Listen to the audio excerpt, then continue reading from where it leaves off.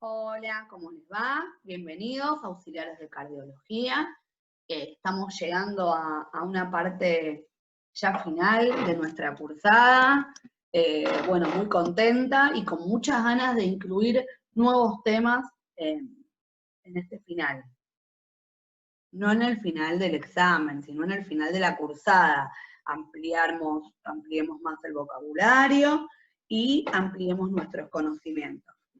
Bueno, realmente vamos por la página 15 ya del módulo, ya nos quedan poquitas páginas del curso. Estábamos estudiando el paciente con síncope, hablamos de la exploración, de la historia clínica. Y si ustedes llegan a un estadio de la cursada, donde estamos leyendo en el curso, donde nombra que hay muchos pacientes que tienen un síncope de causa desconocida. ¿Sí? Que no ha sido definida la causa de este síncope. Hablamos de lo que era un síncope, hablamos de las convulsiones, hablamos hasta de la epilepsia, hablamos de los ataques de pánico, lo relacionamos. Y la idea es saber y reconocer las dificultades que tiene el síncope, pero diferenciarlo de otras patologías.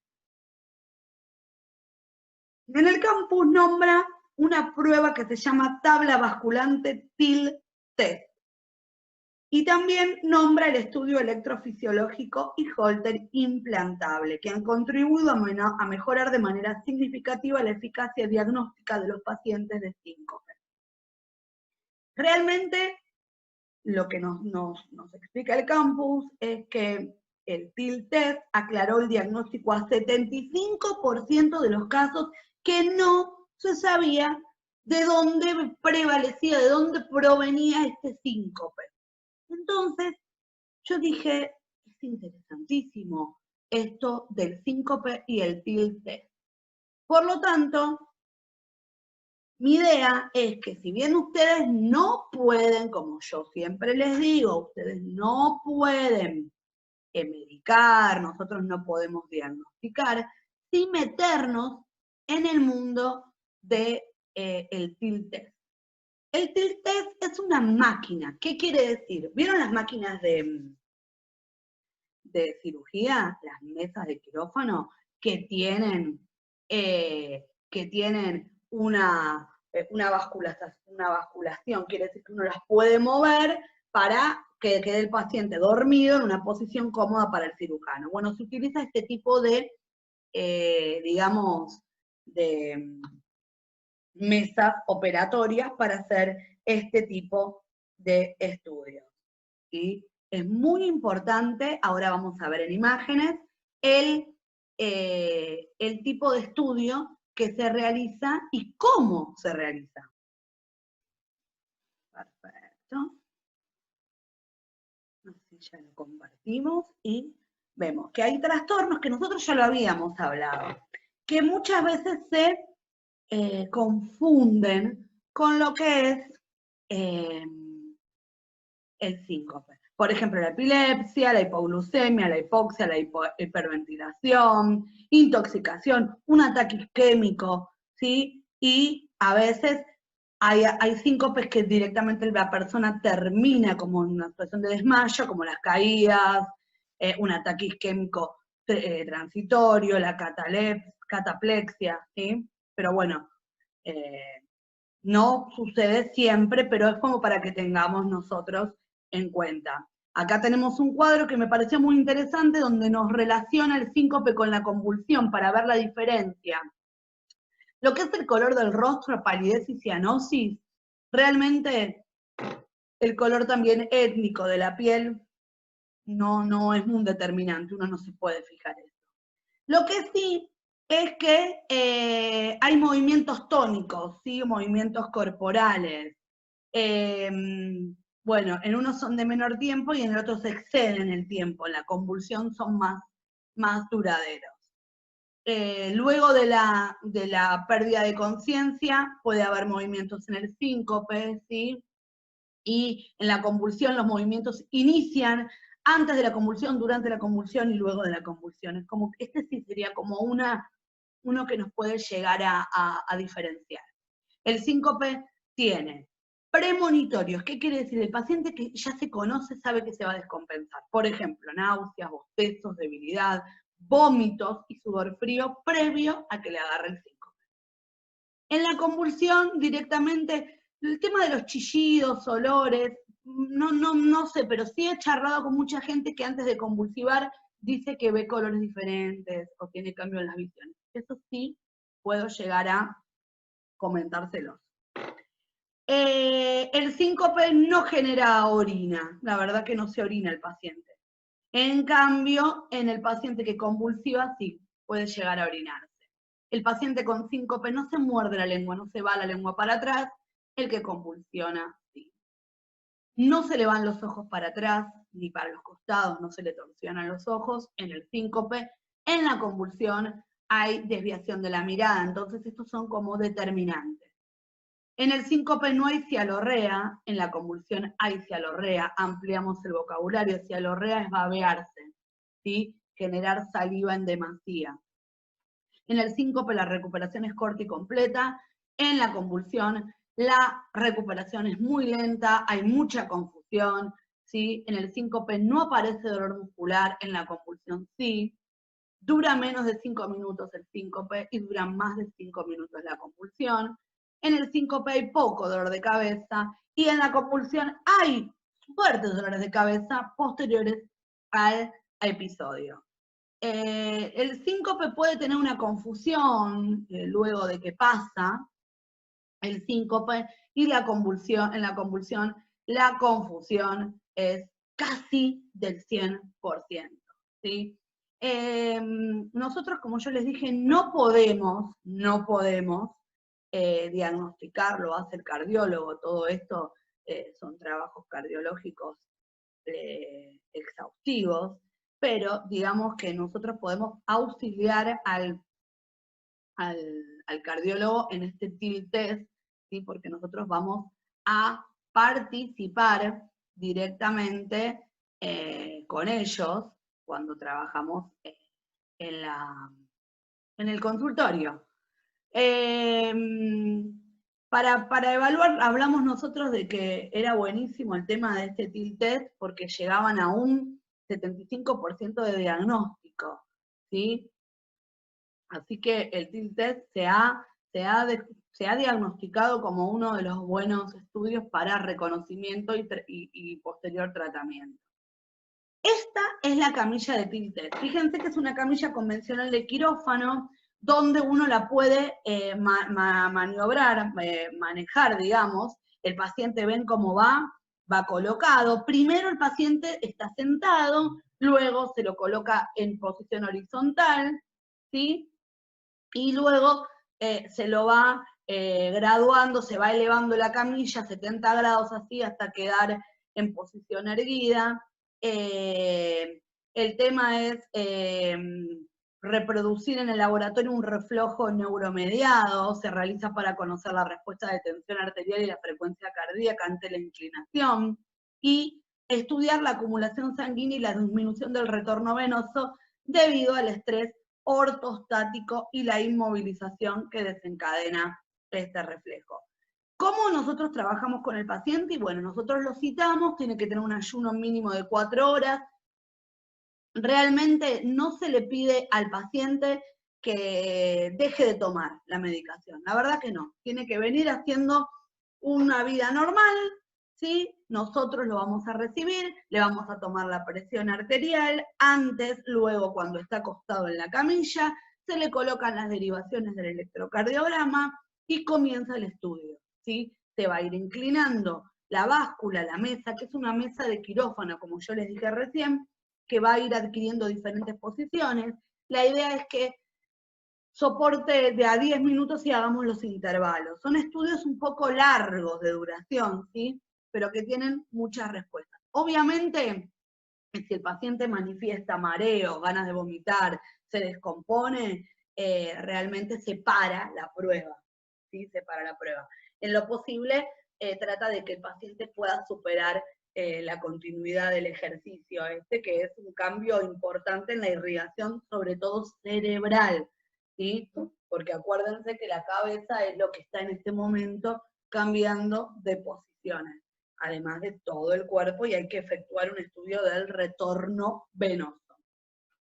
Ustedes tienen que asegurarse que el paciente esté bien sujeto, que no se caiga, ¿sí? Que las derivaciones electrocardiográficas están correctamente, y van a ir tomando cuenta de los cambios en la frecuencia cardíaca, ¿sí? Y en la presión arterial del paciente durante todo este ejercicio que se llama TIL test.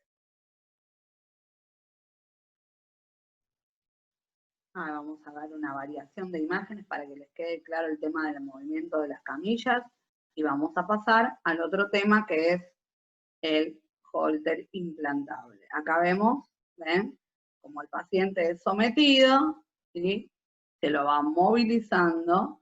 Muchas veces es necesario colocarle medicación a los pacientes para provocar lo que es una aceleración del músculo cardíaco por propia voluntad, para comprobarlo, ¿sí?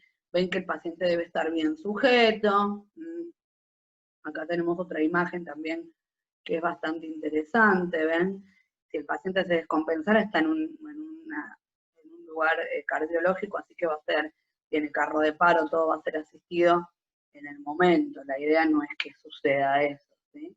Acá tienen, ven cómo van cambiando las diferentes posiciones, ¿sí? Mesa de TIL test, basculante, que se puede mover, que tiene las sujeciones. Ven acá, le van tomando la presión arterial. Esto va a quedar de una manera hasta que queda de manera horizontal, el manguito va colocado, los electros del electrocardiograma también van colocados de esta manera. Perfecto, ven como el paciente va cambiando de diferente posición. Son unos estudios nuevos, no son nuevos, no se implementan en todos los lugares, pero sí, yo me quedo con esto, con lo que estábamos hablando, de un 75% sobre un 100% de diagnóstico, queda demostrado que es un buen test para diferenciar síncope. Hablando también de los Holter, que ya los estuvimos investigando, apareció el Holter implantable también en nuestro módulo, estudiando el tema de estos síncopes. Es un dispositivo que graba la información sobre cómo funciona el corazón. Pueden colocarte un Holter implantable si tienen problemas tales como desmayo, mareos o vaídos muy recurrentes, palpitaciones cardíacas, latidos muy rápidos o lentos, caídas. Esto es muy importante. La persona dice, me caí y no sé por qué. Posibles problemas ocultos del ritmo cardíaco que pueden causar un ataque cerebral, infartos en el pasado que se han suscitado, y la predisposición genética de la persona. Entonces el cardiólogo, evaluando este ramillete de posibilidades, va a implementar este holter implantable. Es muy chiquitito, se coloca subcutáneo, debajo de la piel del pecho o debajo del esternón, y es un electrocardiograma continuo. Va a recibir constantemente señales eléctricas del corazón. Y puede estar colocado hasta 3 años, o sea que hay una monitorización de casi 3 años de un paciente. Esto es cuando el cardiólogo no encuentra la causa de nada y entonces está desesperado y se toma este trabajo. Hay un aparatito que se llama activador, ¿sí? Que cuando el paciente siente síntomas, presiona este activador que acompaña el holter implantable, entonces ahí va a registrar la actividad, o sea, que solamente se va a registrar la memoria cuando el paciente aprieta el control remoto. Me siento mal, aprieta y es como que hace una grabación de ese momento donde el paciente está sufriendo o pasándola mal. ¿Cómo se coloca este holter? La verdad, es un pequeño cortecito en la piel, como un bolsillito debajo de la piel, y se coloca en ese bolsillito. Tiene como el tamaño como una pila AA, no es muy grande, y acá lo bueno de este holter es que es un acompañamiento diario del paciente. Este que yo le dije del activador es un tipo de holter implantable. No todos son así, la mayoría hace lee una lectura y grabación consecutiva de los momentos que va viviendo el paciente.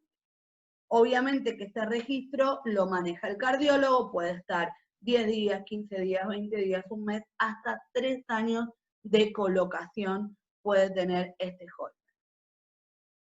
Sobre todo estos holters que estábamos hablando nosotros, los implantables, buscan más que nada del síncope, se van volcando a las arritmias, ¿sí? Acá tenemos radiografías de donde se colocó el holter, bien que es chiquitito, es muy chiquitito, son implantables, ahora hay unos aparatitos que parecen inyectables, donde hacen así directamente y se coloca el holter, es una cosa de locos, esto está avanzando de una manera desmesurada, ya no es más como era antes, ¿sí? Esto es un holter convencional, el de 24 a 48 horas, y este es un holter que evalúa los síncopes y estas fallas arrítmicas, ¿sí? Ven cómo van implantados y son un golazo. La verdad, fíjense, acá está, es chiquitito, después se extrae. Es importante que sepan que se coloca baja anestesia local, porque no es necesaria una anestesia muy grande, porque es muy chiquitito y es mínimo lo que se introduce, así que tranquilos que no sucede nada grave. Bien. Pronóstico en insuficiencia cardíaca. Nosotros vamos a ver la insuficiencia cardíaca como IC. El IC va aumentando. ¿Y esto qué quiere decir? Que a medida que va pasando los años, la gente más joven tiene insuficiencia cardíaca. Y esto que hay tratamientos modernos disponibles en la actualidad, como todos los que estuvimos hablando hasta ahora. Hay parámetros electrocardiográficos de un monitoreo con holter que demostraron ser predictores independientes de la mortalidad y de la progresión. ¿Qué quiere decir? De que hay próximo infarto, un holter lo puede decir. Y de insuficiencias coronarias también se puede adelantar, o sea que diagnostica y produce un tratamiento, un holter. Así que debería estar al alcance de todos los ciudadanos. También la variabilidad de la frecuencia cardíaca y alteración de la repolarización ventricular. Vamos a estudiar estas insuficiencias cardíacas como diferentes patologías. Vamos a ver extrasístoles ventriculares. Los EV, extrasístoles ventriculares, aislados pueden aparecer como en pares o lo que se conoce como tripleta. Tripleta es porque son triple aparición. Va a haber taquicardia del ventrículo no sostenida. Entonces, la TVNS, que es taquicardia ventricular no sostenida, se observa en pacientes que tienen insuficiencia cardíaca. La mayoría de los trabajos muestran una significativa correlación entre las taquicardias ventriculares no sostenidas y la mortalidad. Entonces, un paciente que sufre de una taquicardia ventricular no sostenida es, digamos, más propenso a sufrir lo que nosotros conocemos como el infarto. A ver, la taquicardia ventricular sostenida se asocia a muerte súbita, o sea que no nos da aviso. Acuérdense que lo que es súbito viene de golpe y no hay manera de tener un preaviso. En cambio, los otros factores sí tienen como que se pueden llegar a anticipar. ¿Sí? Variabilidad de la frecuencia cardíaca. La variabilidad de la frecuencia cardíaca es una medición de la variable cíclica de los intervalos RR. ¿Se acuerdan de estos piquitos que nosotros veíamos durante el electrocardiograma? Refleja la función autonómica cardíaca y puede considerarse como un marcador de la influencia del sistema simpático y parasimpático en la frecuencia cardíaca. En los pacientes con alteración estructural y especialmente en aquellos con insuficiencia cardíaca, hay una reducción de la variabilidad de la frecuencia cardíaca. Mayor todavía, más significativa en pacientes con mayor difusión. ¿Qué quiere decir todo esto que leímos? Que si la frecuencia cardíaca del paciente es muy variable, muy cambiante, que este intervalo RR varía, vamos a tener un paciente que realmente presenta una insuficiencia coronaria. Nosotros pedimos O sea, siempre cuando yo les digo, miramos que todo sea simétrico, que más o menos mantenga sus lugares para la normalidad, y es real, todo lo que no es muy equitativo o muy esperable en condiciones normales, presenta una disfunción, en este caso, cardíaca. Turbulencia de la frecuencia cardíaca. Esta es la respuesta bifásica del nódulo sinusal, ¿sí? Frente a un EB, con una precoz aceleración, hace que se acelere la frecuencia cardíaca, ¿para qué? Para compensar. Y luego hace una desaceleración. ¿Qué me puede avisar esta turbulencia de la frecuencia cardíaca? Que vuelve a sobrevenir un infarto luego de un paciente que se infartó. Vieron que el paciente cuando se infarta tiene que ser completamente controlado, porque hay muchas posibilidades de que vuelva a sobrevenir el infarto. Entonces, la turbulencia de la frecuencia cardíaca, esta respuesta del nódulo sinusal, ¿sí? Frente a esta extrasístole ventricular que aparece, a mí me puede avisar, este paciente va a volver a sufrir un infarto, ¿sí? Obviamente que hay otras cosas, como los estudios de sangre, donde estudiamos diferentes proteínas que se disparan en movimientos previos al infarto, durante el infarto y post-infarto, y que también me ayudan a poder determinar si este paciente tiene más chances o menos chances de volver a infartar. ¿Sí? Es un abanico de posibilidades. La turbulencia está dentro como un marcador de una posibilidad de este nuevo infarto. Dinámica de la repolarización ventricular. Medir el intervalo QT y su dispersión ha sido considerado factor de riesgo en pacientes con insuficiencia cardíaca. Sin embargo, su valor ha sido superable. Obviamente, la variabilidad de la onda T. La onda T ha dado más respuestas a los cardiólogos, su variabilidad, frente a esta repolarización ventricular. Y es un valor predictivo negativo alto y se usa para identificar pacientes de bajo riesgo.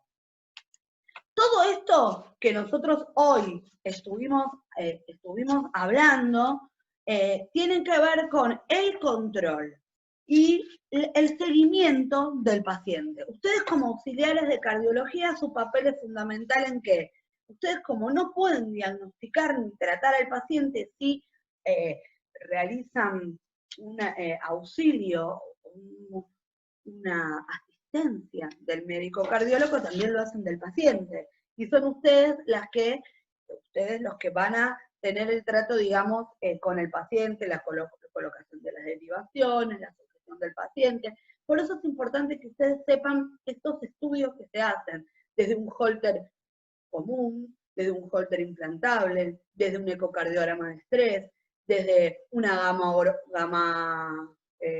inmunogamografía, donde se le colocan radioisótopos a un paciente para producir una tinción, donde se le da dobutamina para producir que ese corazón lata más rápido, donde hay pacientes que están con catéteres, donde hay pacientes que necesitan una sujeción.